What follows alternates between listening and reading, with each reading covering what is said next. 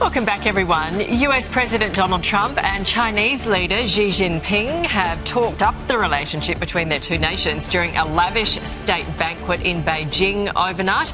But there's an undercurrent of tension behind closed doors. Xi reportedly called Taiwan the most important issue in China-US relations. If it is not handled properly, there could be conflict. Pretty clear words. Overnight, US Secretary of State Marco Rubio confirmed the delegation will not ask for China's help reopening the Strait of Hormuz, despite speculation. Now let's go to Ali Wine, Senior Research Advisor for US China Relations at the International Crisis Group. Ali, good morning to you. I guess we get confused by diplomacy. You'd think that the two of these men are enemies, but there they are, acting friendly when clearly there's tension in the room. Well, good morning to you. Thanks very much for having me on. And I think you hit on a crucial distinction, and it really goes a long way to illuminating how President Trump thinks about diplomacy.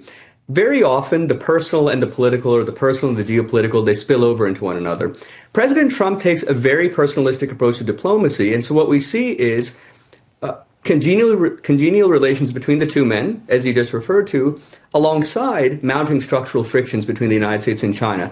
I think that both President Trump and President Xi, over the remainder of Trump's second term in office, I think that they would like to keep that compartmentalization, preserve a congenial working relationship, and hopefully, therefore, blunt those mounting structural frictions that you mentioned, Taiwan, Iran, among many others. Yeah, on that, you've got the Chinese leader now saying Taiwan's the most important issue in our relations with the US. Now you've got the US saying we support Taiwanese independence. Where is this headed?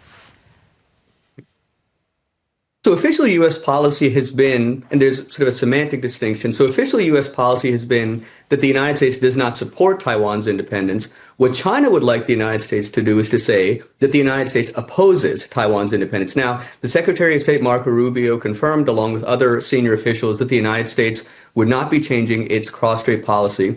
But here's what might happen, and I think here's the concern that some folks in Taiwan might have.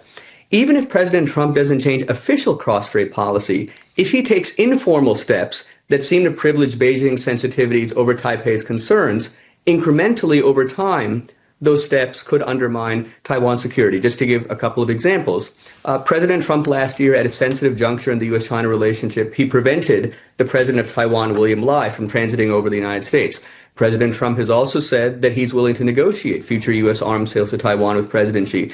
So those are examples of steps. They don't officially change U.S. policy, but they incrementally and informally convey the impression to Taiwan that President Trump is more interested in the bilateral relationship with China than in Taiwan's security concerns. Well, China firmly setting the agenda about Taiwan and not the Strait of Hormuz there. Ali Wine, thank you very much for joining us today. Thanks very much for having me.